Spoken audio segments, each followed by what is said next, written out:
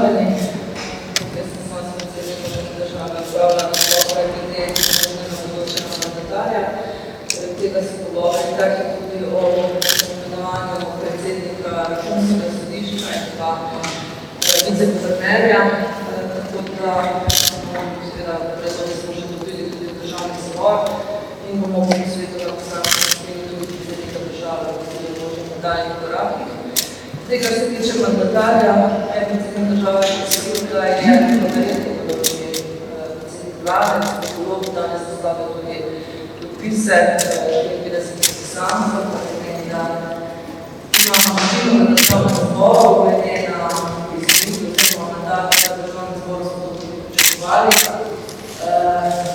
Bi pa na tem mestu počela, da sedanja vlada, ki je odhajala, je z svojim delom, tudi za število ministrov, ki jih ima uspela, kljub COVID krizi in pa zaradi časa ukrajinski krizi, vseči to, da imamo gospodarstvo rast, najnižjo brezposelnost v državi, da smo po oceni OECD po gospodarskem izhodu iz krize, COVID krize, da smo vajte na svetu vlada v državi in še malo svetu, da zmanjšujemo tudi javni dolg in da bom rekla, ta vlada, bodoča vlada, namerava širiti število ministrstvo, menimo, da je to glede na število koalicijskih strank, ki so verjetno bodo v vladi v velikem smislu in predvsem bi oziroma predlagali bodoči vladi, da se posluži racionalizacije, ne pa širitvi ministrskih mest. Menimo, da to ne bo prispevalo k nadaljevanju trenda, ki ga je vzpostavila sedanja vlada, da to ne povečuje javno upravo, da to povečuje tudi finančna sredstva, da ne bo pripomoglo k upravijo nekih državi, temveč nasprotno.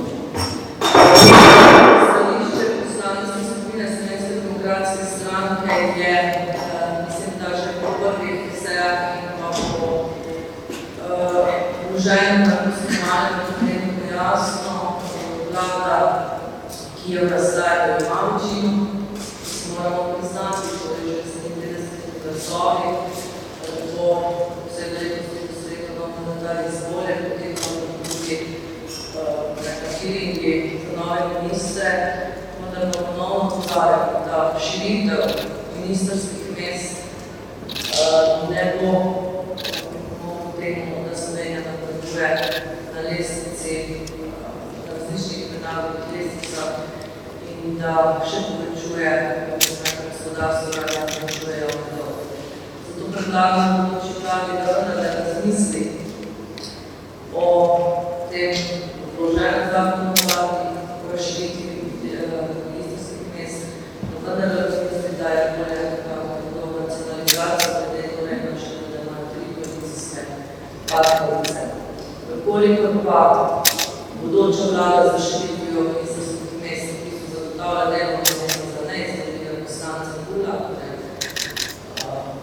predsednike SAB-a, LMŠ-ja in ostale, potem vsekako predelajo dobro države Republike Slovenije, vendar le za zagotavljanje delovnih mest teh bivših poslancev. Toliko potrebno. Kakšno vprašanje? Mogoče samo to, zelo se pomozi tudi z oblikovanjem vlade. Imam kakšen komentar na to, da relativno hitro potekala zaslišanja ministrskih kandidatov, da ste poslušali to časnika tako cilje namreč redno ljudi, ne? Ja, nas morajo biti počasi. To hitenje je odvali, čez smo vlada, ki bomo najhitreje oblikovali, oziroma koalicija najhitreje, ki bomo najhitreje oblikovali vlado, je po mojem mnenju analizanja, bolje bi bilo, da delamo na oziroma na vsebini. Zdaj imamo tudi posvetovanja, tudi poslanske skupine v državnem zboru glede oblikovanja delovnih teles. Najprej demokratske stranke pripada 6 predsedniških mest. In bomo šli na to posvetovanje z določenimi zahtevami, po predsedniških mestih poskušali bomo vključevati delovna telesa.